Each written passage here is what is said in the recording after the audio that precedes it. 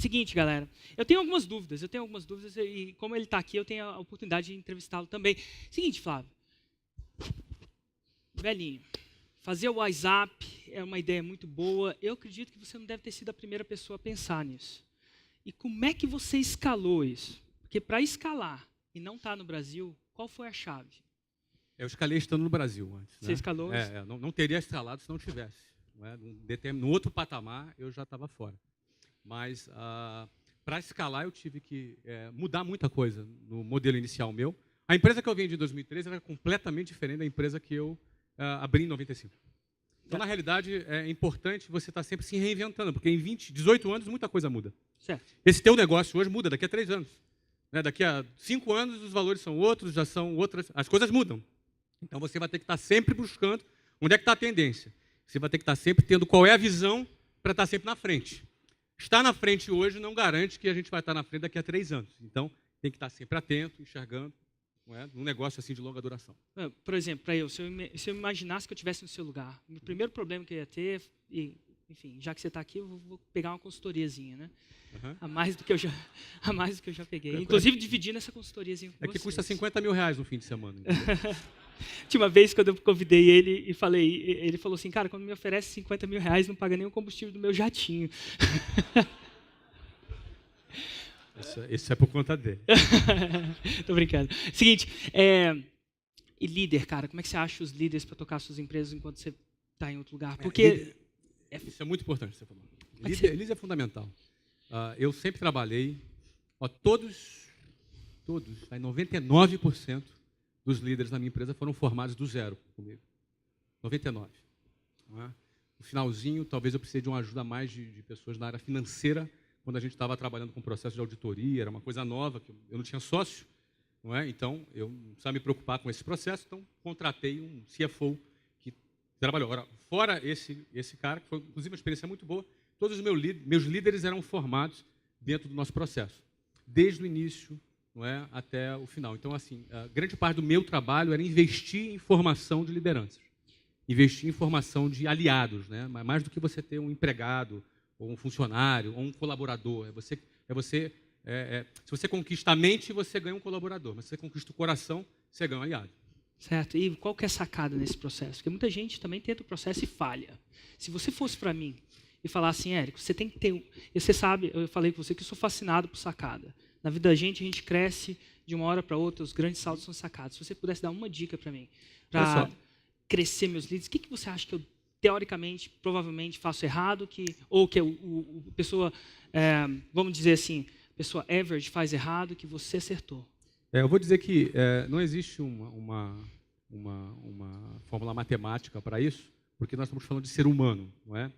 Então, quando a gente fala de ser humano, as equações elas são muito variantes, não é? Então, não existe uma regra fixa, mas existem princípios, não é? E esses princípios podem ser aplicados em qualquer situação. Então, na minha opinião, na minha avaliação, no meu modelo de trabalhar, a maneira como eu invisto em pessoas e formo pessoas é sempre pensando no interesse da pessoa. Isso é uma coisa louca, porque é muito difícil alguém se excluir do seu próprio interesse para cuidar do interesse de uma terceira pessoa. Isso é uma coisa louca. Tá? Mas o que eu aprendi nesses anos é que quanto mais eu não penso em mim, mais eu penso em mim. Quanto mais eu penso em mim, menos eu penso em mim. Ou seja, se eu conseguir trabalhar, se eu conseguir que aquela pessoa enxergue que eu sou o melhor instrumento para ajudá-la a conquistar aquilo que ela quer, eu passo a trabalhar, passo a ter essa credibilidade dessa pessoa e eu vou trabalhar para nunca perdê-la 1 milímetro sequer. O meu papel é sempre fazê-la chegar onde ela precisa chegar. E aí, por consequência, se ela cresce, eu também cresço. Então, isso na teoria parece fácil, mas não é, porque isso é contra a natureza humana. Isso é contra a natureza humana. É natural você lutar pelos seus interesses. Mas o princípio que eu sigo é, quanto menos eu penso em mim, mais eu penso em mim. Ótimo. E agora vem uma pergunta da minha esposa. Qual é o nome dela? Juliana. E ela falou, cara, você vai perguntar isso para ele... E ela falou para perguntar em off, mas ela sabe que eu faço essas coisas mesmo. O que acontece? Eu sou um pouco como você. Viajei o mundo e eu tô num conflito muito grande comigo. Eu tenho um filho, né, ele tem 3 anos e meio, eu tenho um conflito muito grande comigo que eu não sei se eu me esforço para esse cara, para esse filho que eu estou criando, entrar na faculdade.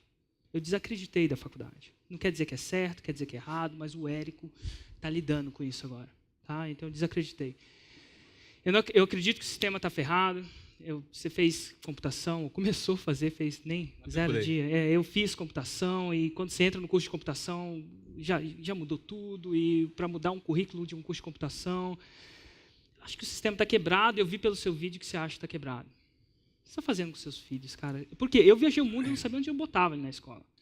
Como é que você lidou com isso? Eu não sou inimigo da universidade, não é?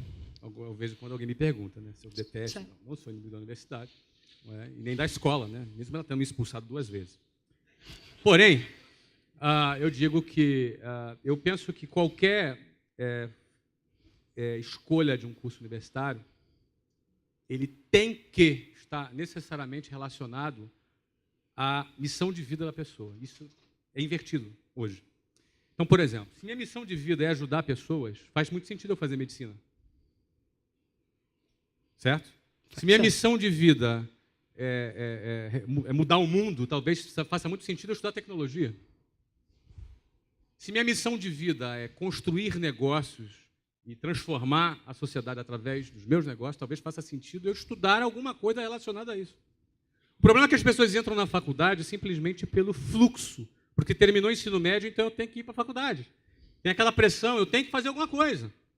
E o cara, ele não vai fazer alguma coisa que esteja relacionada à missão de vida dele, porque nem ele sabe qual é. Na realidade, não é que ele não sabe, ele não escolheu a missão de vida dele.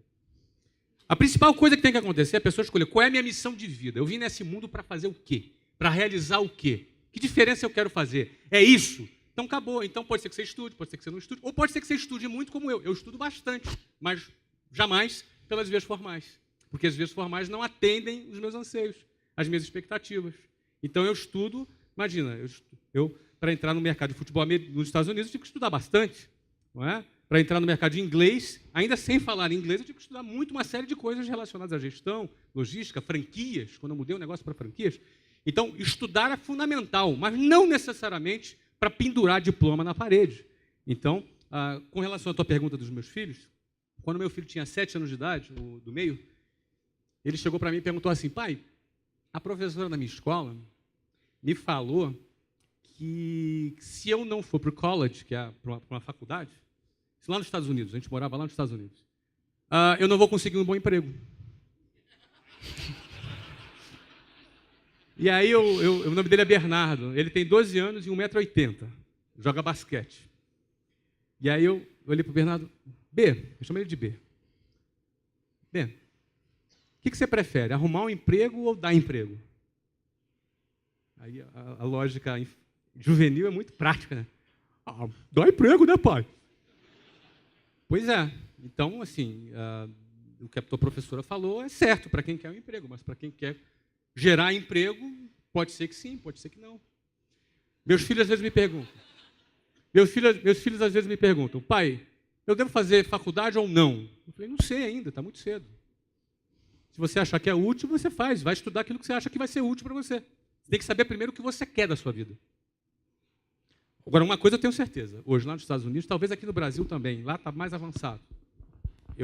Por mais que eu escolhesse hoje uma universidade para eu estudar, jamais faria presencial, faria online. Porque o meu tempo vale, eu preciso trabalhar, preciso construir, e aquilo ali, não é? Na realidade, aquela faculdade presencial tem outros fatores envolvidos, né? Festinhas, e por aí vai. Não é? Então, eu faria, a não ser que, obviamente, eu quisesse fazer medicina, aí vai ter que fazer uma faculdade presencial, vai fazer engenharia, não é?